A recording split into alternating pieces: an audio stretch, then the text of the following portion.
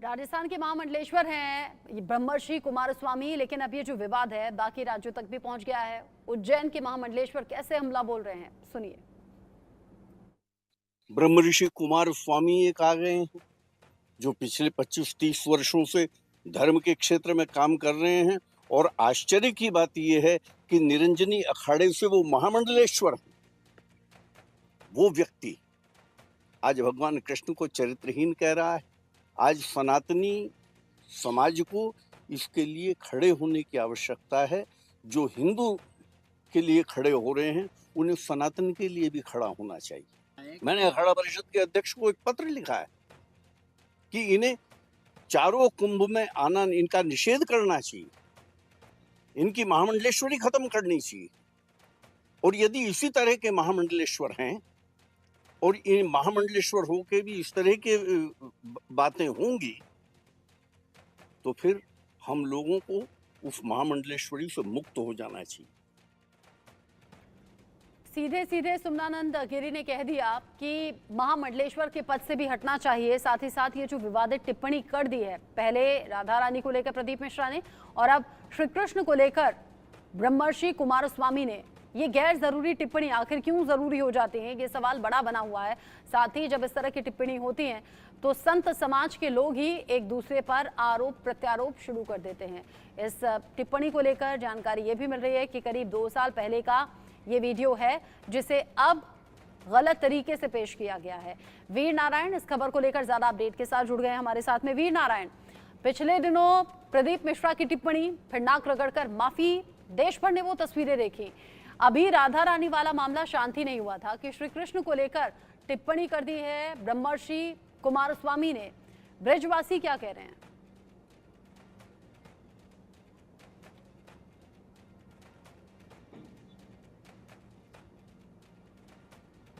वीर नारायण, बिल्कुल जिस तरह से ब्रह्मर्षि स्वामी ने अब भगवान कृष्ण को जो चरित्र को लेकर सवाल खड़े किए थे, इससे पहले प्रदीप मिश्रा द्वारा राधा रानी को लेकर अमर्यादित टिप्पणी की थी, इसको लेकर पूरे ब्रजमंडल और साधु संत धर्माचार्यों में काफी आक्रोश यहाँ देखने को मिला। लेकिन संतों के आक्रोश के बाद प्रदीप मिश्रा ने नाक रगड़कर राधा रानी से माफी मांग ली और उसके बाद जो ब्रह्मर्षि कुमार स्वामी है उन्होंने भगवान कृष्ण के चरित्र पर सवाल खड़े किए। और जब विरोध बढ़ता देखा, इंग्लैंड में बैठे ब्रह्मर्षि कुमार स्वामी ने एक वीडियो जारी किया था और उसमें प्रदीप मिश्रा के बाद ब्रह्मर्षि कुमार स्वामी ने साधु संत ब्राह्मण और जो तमाम जो धर्माचार्य हैं उनसे माफी मांगकर दुहाई ये कही थी कि भगवान कृष्ण के मंदिर आकर के हम माफी मांगेंगे, फिलहाल हम इंग्लैंड में हैं। उन्होंने बाकायदा एक वीडियो जारी किया था। लेकिन इससे अभी भी जो अब तक जो मथुरा में जो रोष व्याप्त था, अब ये रोष अन्य राज्यों में फैलने लगा है। अब राजस्थान के महामंडलेश्वर ने कुमार स्वामी के खिलाफ आक्रोश व्यक्त किया। उन्होंने अखाड़ा परिषद के लिए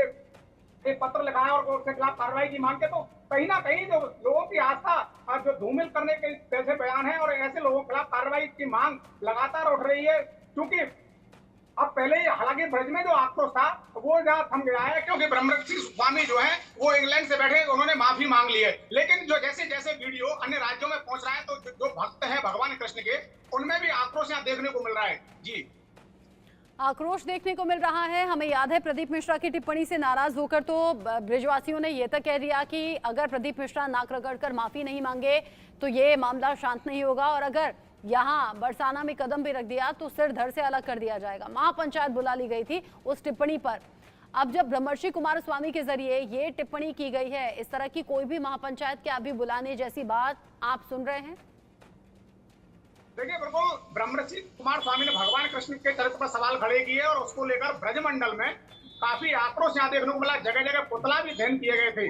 लेकिन पुतला दहन जैसे प्रदीप मिश्रा के द्वारा माफी मांग ली गई, उसके तुरंत बाद इंग्लैंड में बैठे ब्रह्म कुमार स्वामी को इसकी जानकारी होगी। अब मेरे बयान पर भी ब्रज के साधु संतों में धर्माचार्यों में आक्रोश पनप रहा है और मेरे खिलाफ भी इस तरीके का जन आंदोलन शुरू हो जाएगा। तो उन्होंने तत्काल इंग्लैंड से बैठे हुए वीडियो जारी किया और वीडियो जारी कर ब्रज के संतों से, ब्राह्मणों से, धर्माचार्यों से माफी मांगते हुए गलती स्वीकार की कि मुझसे गलती हो गई और मुझे माफ करें। ब्रज के संतों और धर्माचार्यों की वजह से, ब्रजवासियों की वजह से, भगवान कृष्ण के प्रताप से ही आज मैं ऐसे स्थान पर पहुंचा हूं।